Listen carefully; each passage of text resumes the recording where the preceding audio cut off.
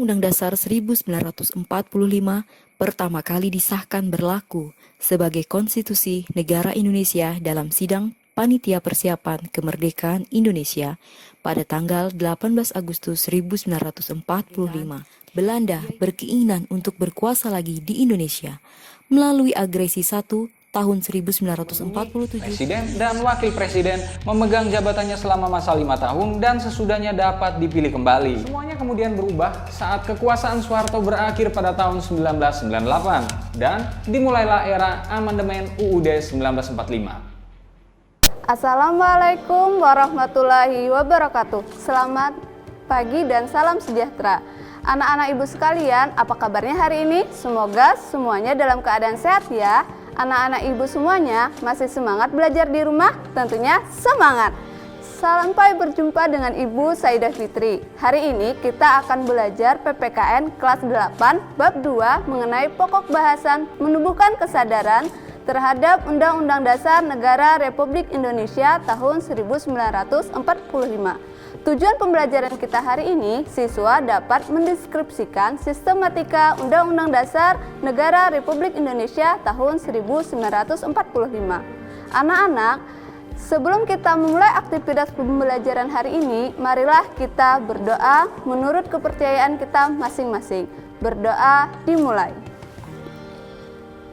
Selesai. Sebelum menyimak video pembelajaran, siapkan alat tulis kalian dan jangan kemana-mana, tetap di TV Tabalong.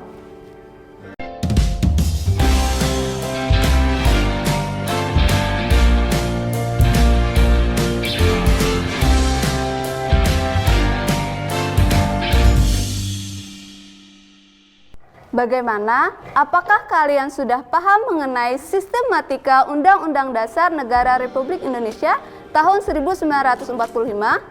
Apakah sudah mengetahui bagaimana perubahan sistematika Undang-Undang Dasar tahun 1945 pada masa reformasi?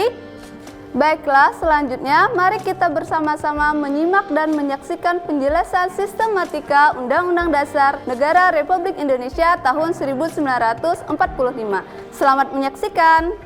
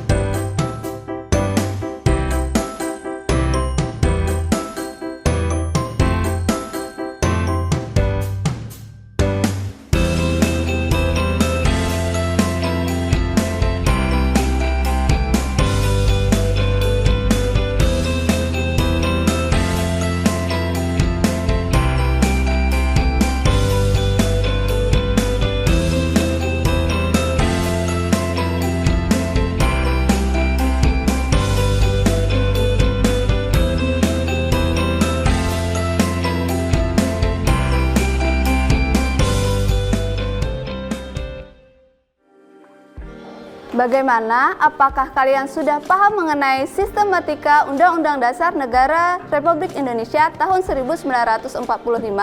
Apakah sudah mengetahui bagaimana perubahan dan sistematika Undang-Undang Dasar Negara Republik Indonesia tahun 1945 pada masa reformasi?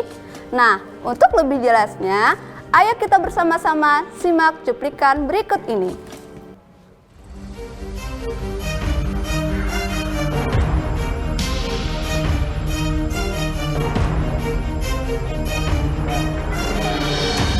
Amandemen atau perubahan Undang-Undang Dasar 1945 dilakukan karena penyesuaian aspirasi tuntutan kehidupan masyarakat. Perubahan pertama UUD 1945 merupakan hasil sidang umum Majelis Permusyawaratan Rakyat MPR pada 14 hingga 21 Oktober 1999. Terdapat 9 pasal yang diubah atau disesuaikan, menyangkut wewenang dan kekuasaan Presiden serta DPR. Wewenang Presiden diperluas, tetapi masa jabatannya dibatasi.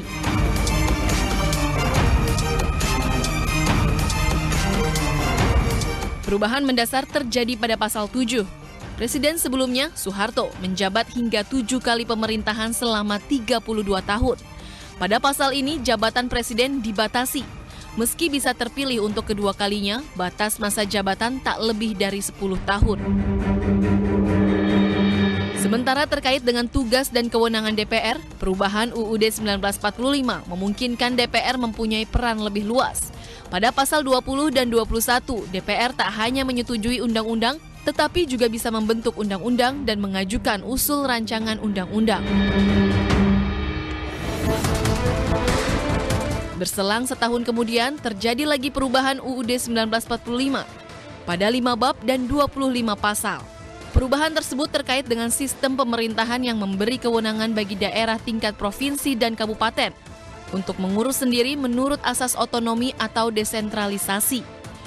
Gubernur sebagai pimpinan daerah tingkat 1 dan wali kota atau bupati sebagai pemimpin daerah tingkat 2 dipilih secara demokratis melalui pemilihan umum.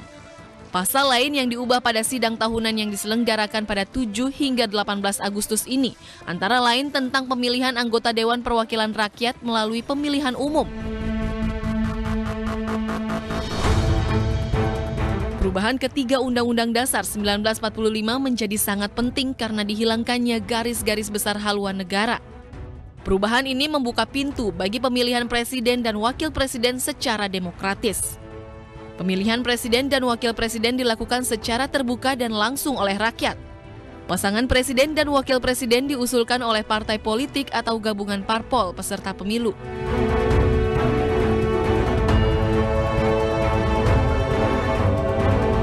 Kembali pada sidang tahunan MPR, terjadi perubahan Undang-Undang Dasar 1945.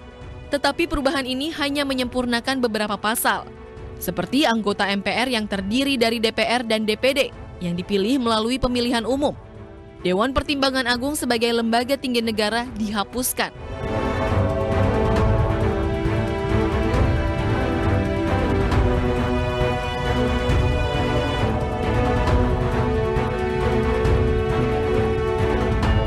Empat kali perubahan Undang-Undang Dasar 1945 telah mengubah struktur ketatanegaraan Indonesia.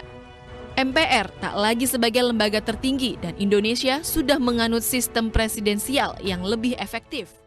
Setelah menyimak dan memperhatikan penjelasan tadi, ternyata sudah jelas bahwa negara kita selalu memperbaiki kelemahan-kelemahan yang ada pada setiap produk Undang-Undang Dasar, sesuai dengan situasi dan kondisi yang terjadi pada saat itu. Baiklah, tetap semangat ya belajarnya dan jangan kemana-mana karena Ibu akan kembali setelah jeda iklan berikut ini.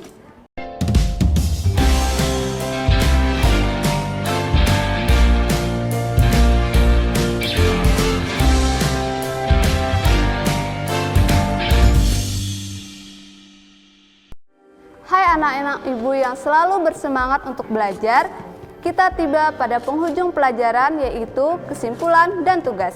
Agar kalian lebih memahami, menyimpulkan pembelajaran, Ibu sudah mempersiapkan video, kesimpulan dan penugasan untuk pertemuan hari ini.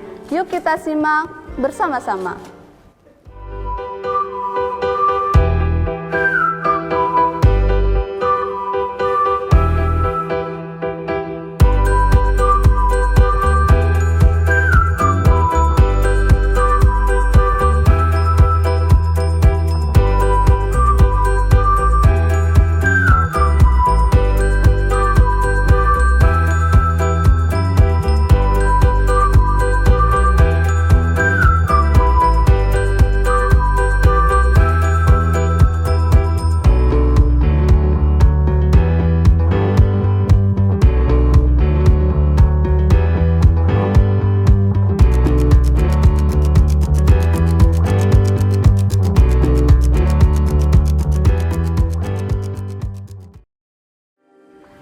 Baiklah anak-anak, dengan berakhirnya cuplikan kesimpulan dan penugasan tadi, mari kita akhiri pula pertemuan kita hari ini. Sebagai penutup, pembelajaran PPKN itu menyenangkan dan mengasihkan kan? Pesan ibu selalu patuhi protokol kesehatan, selalu gunakan masker saat keluar rumah, cuci tangan dengan sabun, jaga jarak, dan tetap semangat, jaga kebersihan diri dan kesehatan kita semua. Demikian pembelajaran kita hari ini. Kita akan bertemu lagi pada video pembelajaran berikutnya. Terima kasih. Wassalamualaikum warahmatullahi wabarakatuh.